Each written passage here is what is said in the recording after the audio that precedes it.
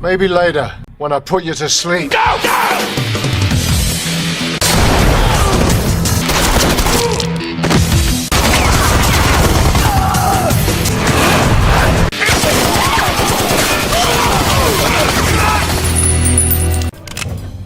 Okay, buddy.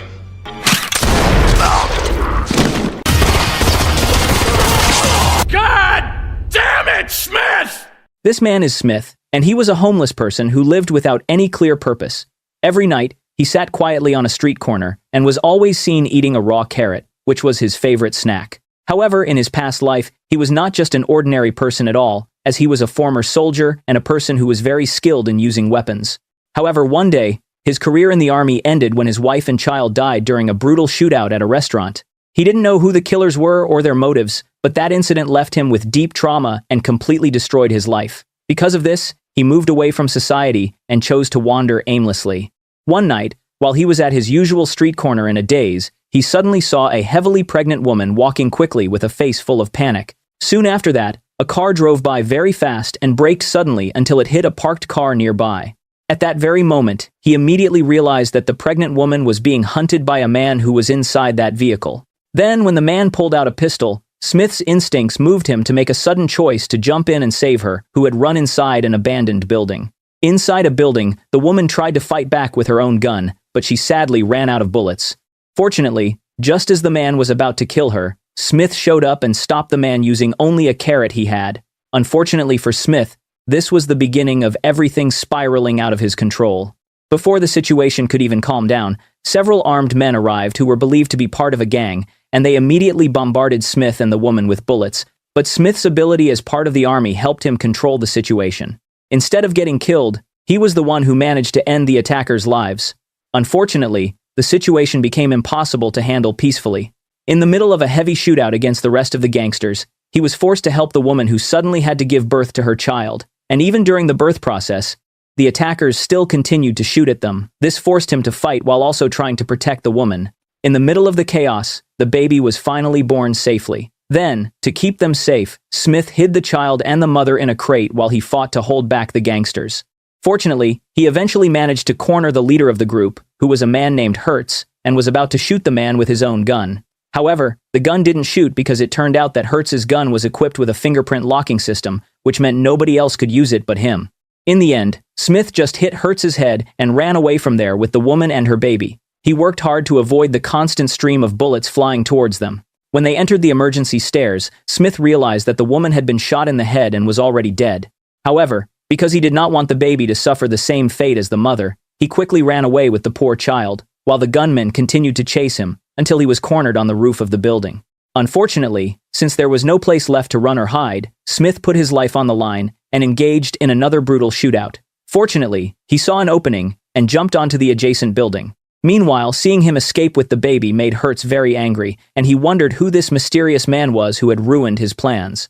The next morning, Smith walked through the city while carrying the baby. Then, from a distance, he saw that there was a neatly dressed man who was watching him with a sharp look. Feeling that danger was following, Smith quickly walked into a building and hid in a restroom. However, while he was standing on top of a toilet, his pistol accidentally fell, and just as he managed to dry his gun and put it back together, the man who was chasing him arrived at the restroom door.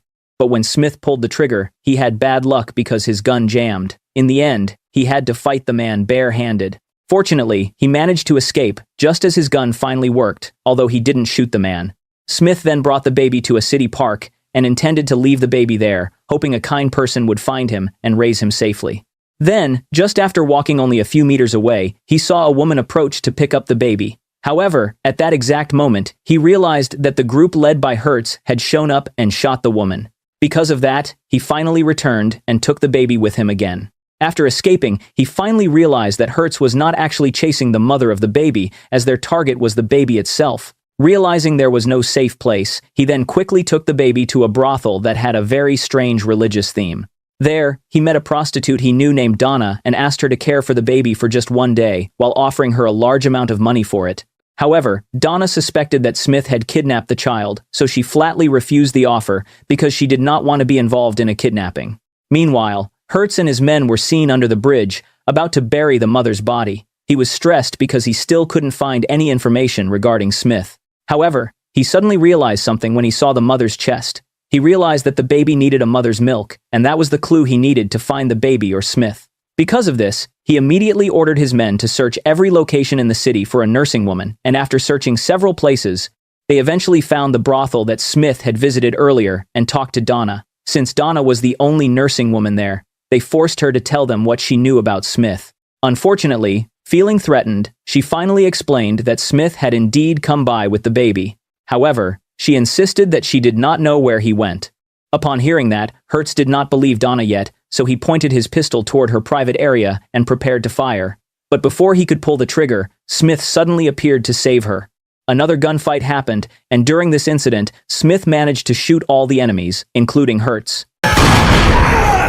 Nothing like a good hand job. After that, he convinced Donna to escape with him. They then stole a car belonging to a customer and fled from there. However, they did not realize that Hertz, who should have been dead, was actually still alive because he was wearing a bulletproof vest. During the drive, Smith explained to Donna how he got involved in the situation and why he refused to hand the baby over to the authorities. However, the conversation stopped when an arrogant driver threw trash into the middle of the road and angered Smith. Smith then fiercely chased and rammed the driver's car until it crashed off the road. Sometime later, Smith stopped at a gun shop to buy ammunition, but when it was time to pay, he realized he did not have enough money. Donna, who happened to see the wad of money in Smith's hand, realized that it was just a couple of dollars, with some pieces of paper in the middle to make it look like it was a lot of money, meaning he intended to scam her earlier when he asked her to care for the baby. She was furious because she felt lied to. She had originally thought Smith had plenty of savings, but she discovered he was a broke man who could not even afford bullets. Fortunately, the store owner decided to help by letting him buy half of the pack with his money. Smith then took Donna and the baby to a long-abandoned building, which was the place where he had been living. Meanwhile, on the other hand, Hertz saw a car with broken glass parked outside the gun shop. He was certain that Smith was nearby, and he was right, because it did not take long for him to find the empty building where Smith and Donna were staying. On the upper floor, Smith made an emergency diaper out of old newspapers. He also gave the baby a name, calling him Oliver.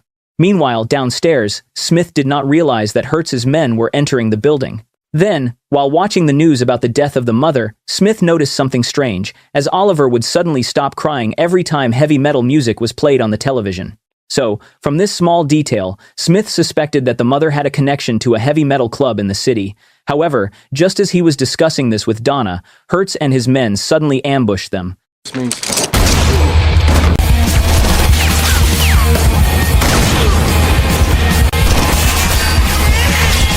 Fortunately, while Donna and the baby managed to avoid the gunfight, Smith managed to finish most of the attackers. While they were trying to escape, Smith realized that Hertz used dogs to find their scent, so he decided to use Oliver's dirty diaper as a distraction because he did not want to hurt the dog, and his plan worked perfectly. The dogs were lured away by the scent from the diaper, and the pursuers lost their trail. Smith then decided to head to the nearest heavy metal club to investigate his theory, and when they arrived there, outside the club, they found boxes of baby supplies, which proved that Oliver's was indeed connected to that place. Then, inside, they asked the owner about the baby supplies boxes outside, and asked him to tell the truth. From him, they then found out that there was a room on the upper floor that was rented by some mysterious men. When Smith and Donna entered the room, they found that everyone inside was already dead. He also found a photo of 3 women, and one of them was Oliver's mother. Then, while checking the other rooms, they heard a man speaking on the phone, and he was proudly admitting to his involvement in the murders of the pregnant women and their babies. After that, Smith was shocked when he saw the man's face and realized that he was the person who attacked him in the public restroom and tried to take Oliver from him. Later, after the man left, Smith and Donna discovered a hidden laboratory in there. Inside, there was a cold storage unit containing sperm samples that all came from the same donor.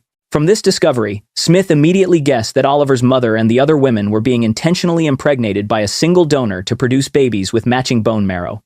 However, the reality was even darker than what they imagined, because behind all the killings was a large and organized network where babies were being created for a specific purpose, and Oliver was one of them. Then, a guard showed up, but fortunately, Smith managed to eliminate him by just using a carrot. After leaving the secret lab, Smith took Donna and Oliver to hide for the night in a cheap motel. There, he claimed to Donna that he had contacted several television stations and even the FBI, hoping that public attention would protect them from Hertz and his men. However, while he and Donna were being intimate shortly after, some of Hertz's men had tracked them to that motel, and Oliver's constant crying was heard by them.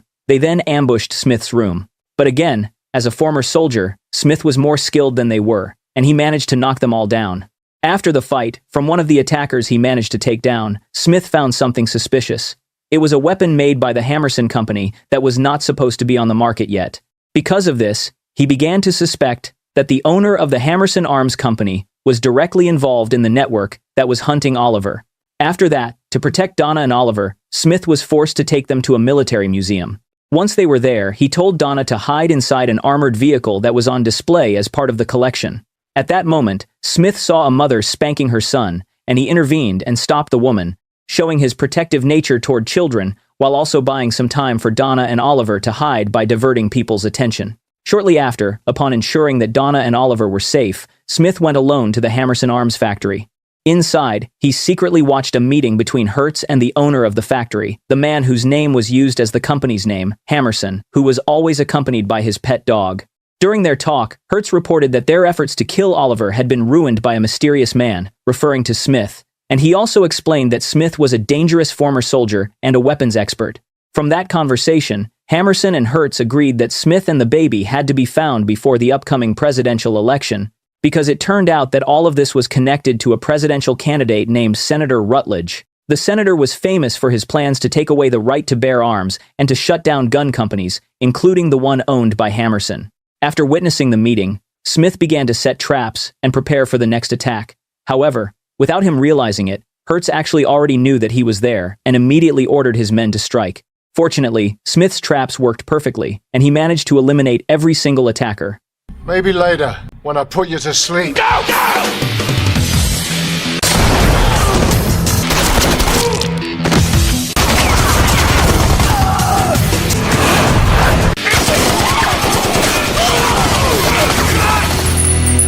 After that, he returned to check on Donna and Oliver. Later, while Donna was changing Oliver's diaper, Smith saw a news clipping about Senator Rutledge in a newspaper. At that moment, he finally connected the dots. He realized that Senator Rutledge was the one who needed Oliver's bone marrow to survive. On the other hand, Hammerson wanted the baby to die so that the senator would not find a matching donor, and if the senator died, his plan to shut down gun companies, including Hammerson's business, would fail. After understanding the truth, Smith began to form a plan to confront Senator Rutledge. His plan was for Donna to take Oliver out of town on a public bus while he focused on hunting down the politician. However, things did not go as expected because Hertz still had more people hunting him and Oliver. They were attacked again while they were walking, causing Donna to get separated from Smith while he was forced to flee with Oliver in a stolen car. After a tense car pursuit, just after Smith thought that he was free from the men chasing him, a speeding car from his left side suddenly slammed into him, and the impact was so strong that it threw Oliver out of the vehicle. When Smith tried to save the baby, the gunman attacked once more, causing him to fail to retrieve Oliver, who was lying in the middle of the road. Then, Hertz showed up and quickly ran over the baby.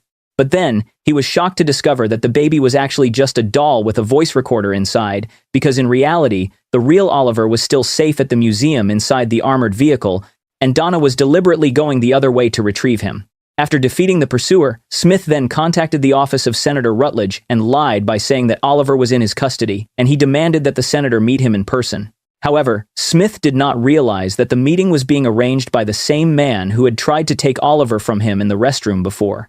The meeting with Senator Rutledge was scheduled at an airport, where Smith was invited onto a private plane to meet the senator himself in person. Inside the plane, Rutledge revealed that he had cancer and needed the bone marrow from Oliver to stay alive. But then, at that moment, Smith noticed an important detail.